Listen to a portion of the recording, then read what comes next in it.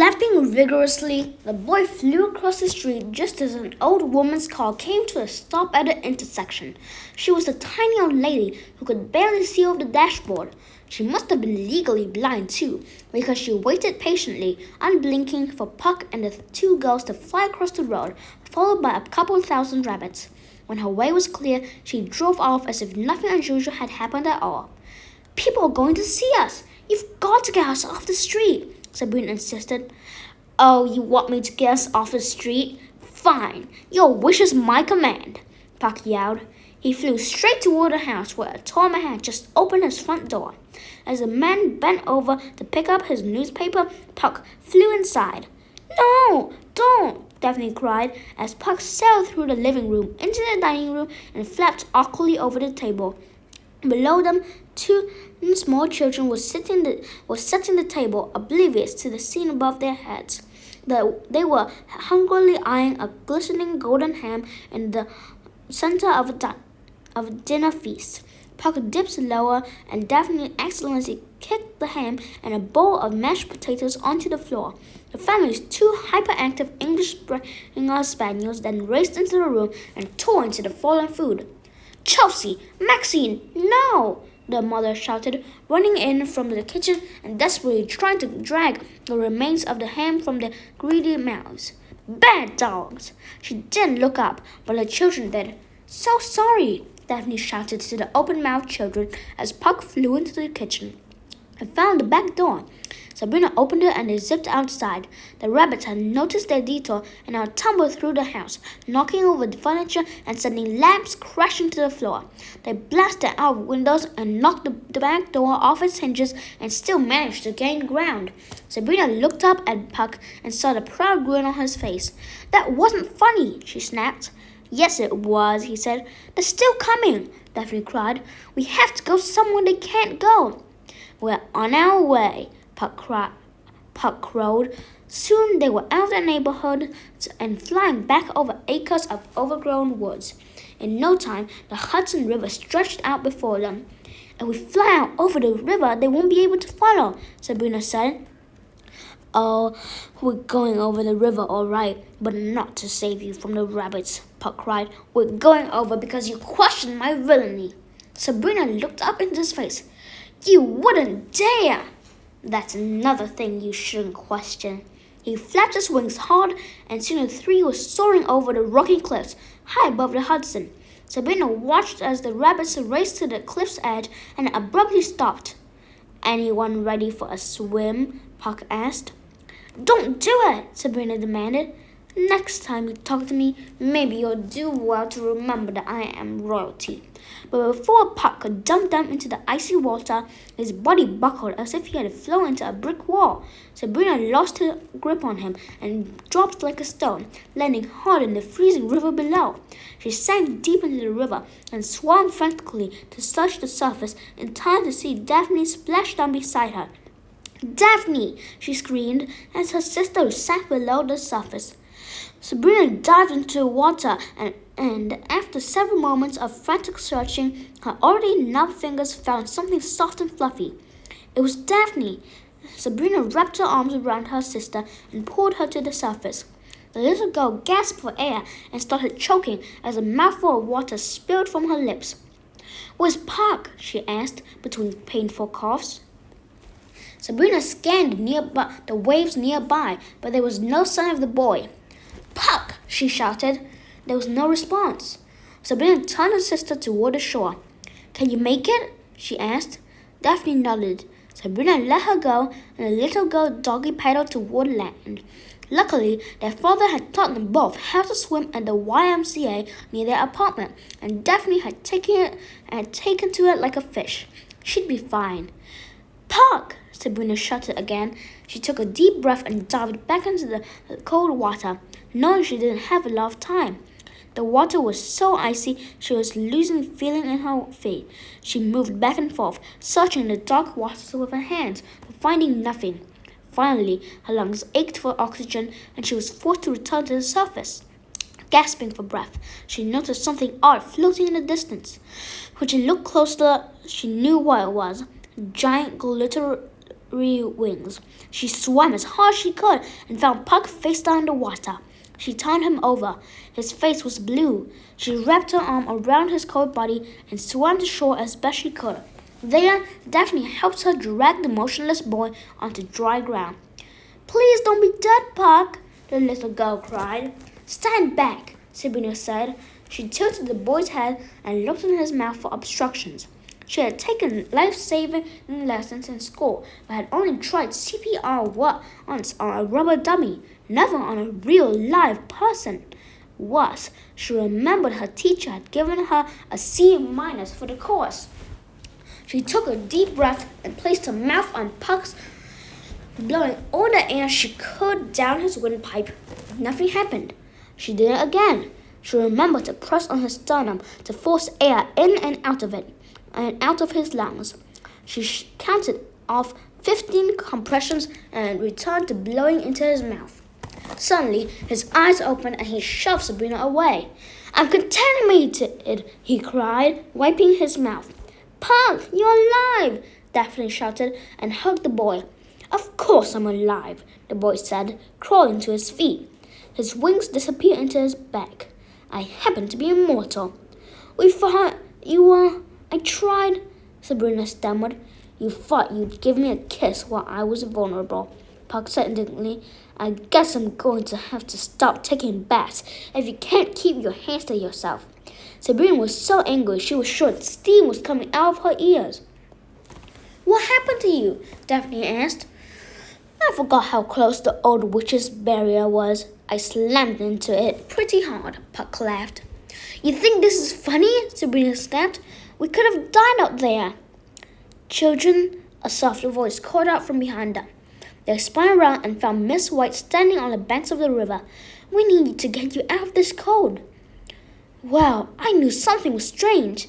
I'd never had a student ask me for a detention before," the pretty teacher said, winking at Daphne, who sat in the front seat of the car with her. Puck and Sabrina huddled in the back seat under a blanket. "Knowing your father as I did, I figured the two of you were up to something, so I thought I'd better come down to the detention room and find out what was going on. When I got out, the Queen of Hearts was trying to fight off the monster with a chair," she continued. The children were stunned. "Monster!" they said in unison. "Was it a giant spider or a frog girl?" Sabrina asked. "Neither," Snow White replied. "This was more like a wolf or a Bigfoot. I think it ate Charlie. It was going after the queen next, but lucky for her, I arrived. I managed to distract it, but I knew I couldn't fight it by myself." "What did you do?" said Daphne. "Nothing. I didn't have to. Wendell saved us," the teacher continued. "He blew into his harmonica and it seemed to stop the monster, at least for a second, but then it jumped out the window and ran off. Wendell was chasing after it when you saw him. I suppose if he were older, he could have stopped the thing altogether. His dad has been known to halt elephants in their tracks." "So Wendell can control things with his harmonica," Sabrina said, her voice full of suspicion. "Just like his father, the Pied Piper. How do you know he was trying to save you? Maybe he was trying to help that thing escape." "Oh no," Snow White argued. "The sweet little boy had nothing to do with this. Miss White, when we confronted him, he sent an army of rabbits after us," Sabrina said.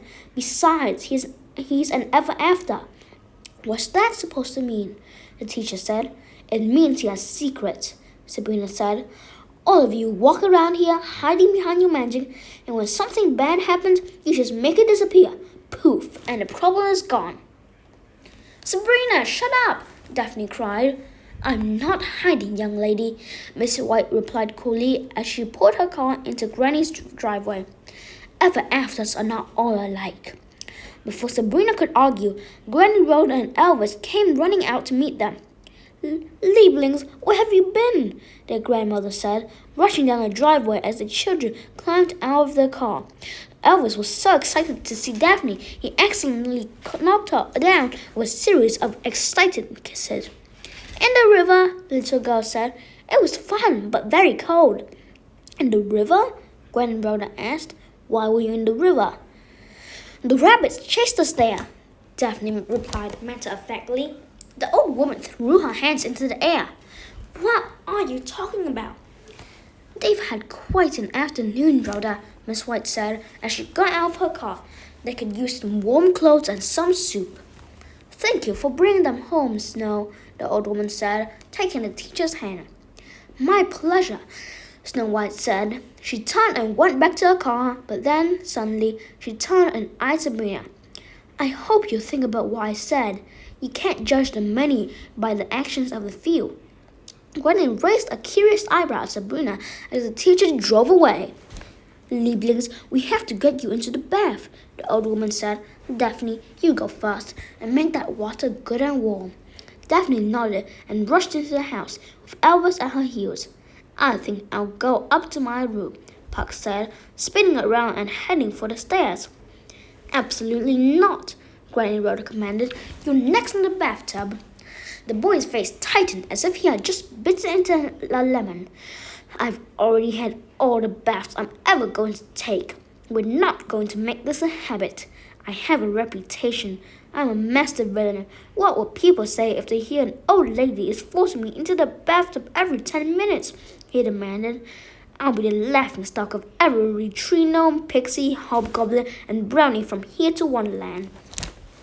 Wow, everything is just going to have to think a little less of you then, Mr. Master Villain, Granny said. Now, rush upstairs and change out those clothes, and don't put on that ratty green sweatshirt and jeans. Put on something clean. Puck pouted, but Granny Rhoda didn't budge.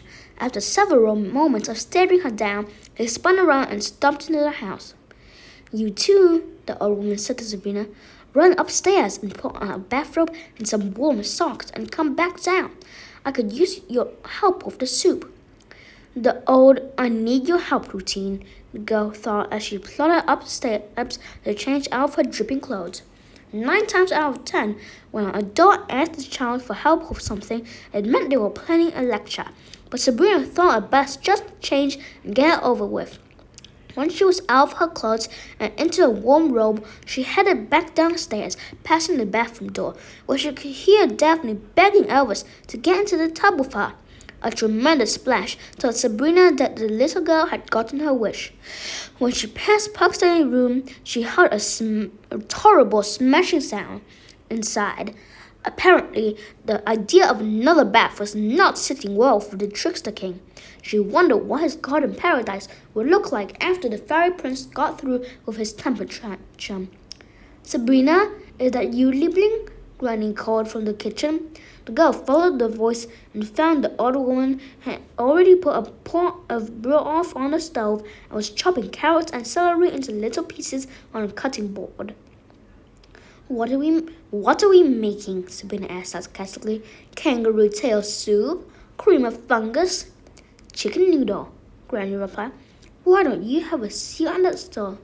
I think it's time you and I had a talk. Sabrina rolled her eyes but sat down. You've got a lot of anger in you, child, said Granny Rhoda. Sure, she was angry. Who wouldn't be? She was tired of the secrets and the lies, tired of the things hidden underneath, tired of the surprises that popped up every single day. No one in this town was what they seemed. One of them had her parents. Was she supposed to walk around making friends and passing out cookies? I get angry too, her grandmother continued. My son and daughter-in-law are out there somewhere and I can't find them. Every night, after you girls are asleep, I ask Mara to let me take a look at them. In a way, it makes me happy that they are still there, sleeping so peacefully, not even knowing all the trouble that we're going through to find them. And I crawl back in bed and I want to scream, Granny said, tossing the chopped celery into the big silver pot. I hate feeling helpless, and I blame myself for not being able to find them. After all, there's more magic and books in this house than in 10,000 fairy tales combined, and yet I'm no...